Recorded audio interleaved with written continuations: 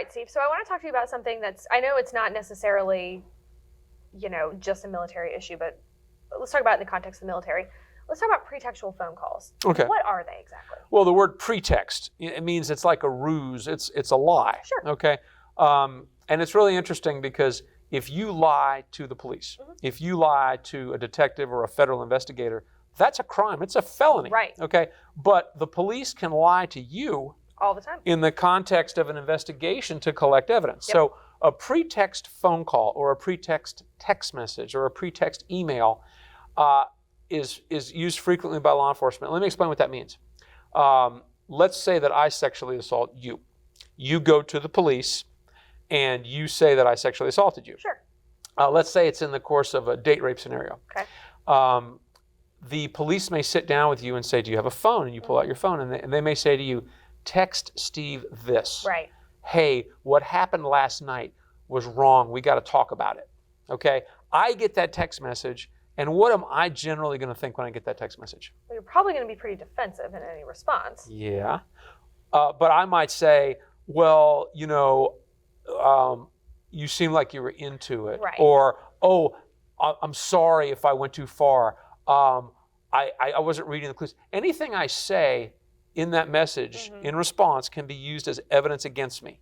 It is fair game for the police to use, for the state. So police investigators will frequently sit down with you and they will say, text Steve this. And then if I respond, they'll look at it and go, okay, text him this. Now say this, right. And it can happen over email.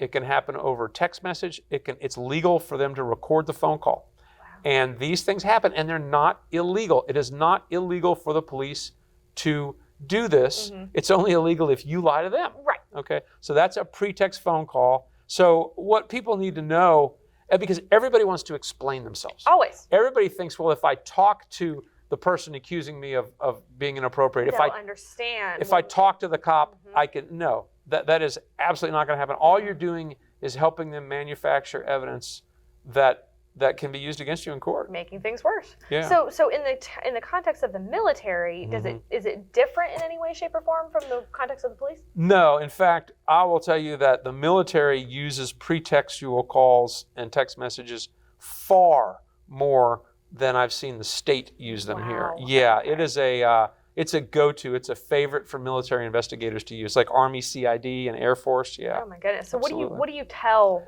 service members, or really just people in general? Okay, Right. I have several sexual assault cases going on right now. Some of them in state court and some in the military.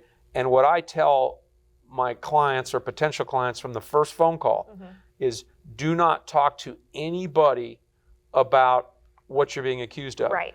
Certainly don't talk to the victim, the accuser. Don't talk to them because they may be a pretext call. Right.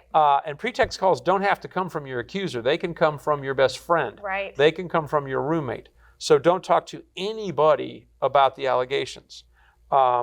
Except your lawyer. Except your lawyer. Don't talk to anybody else about these.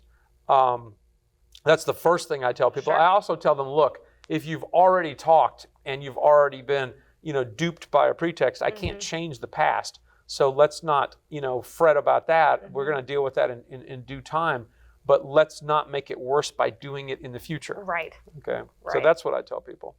All right. So if you've got something like this going on, or you've been contacted by someone and you look at this text and say, I'm not sure how to respond to this, number one, don't, and then give us a call. Well, yeah, and the last thing I'm going to say, don't do it. Don't talk to anybody about what you're accused of except your attorney. And it's not just in criminal cases or military criminal cases. Pretext calls can be used in divorce and domestic cases. They can be used in college Title IX cases, and certainly in criminal cases and in military criminal cases. And sometimes you'll have more than one of these going on at the same time. Right, pretty often, actually. Yeah. So give us a call, Shewmaker and Shewmaker. Thank you.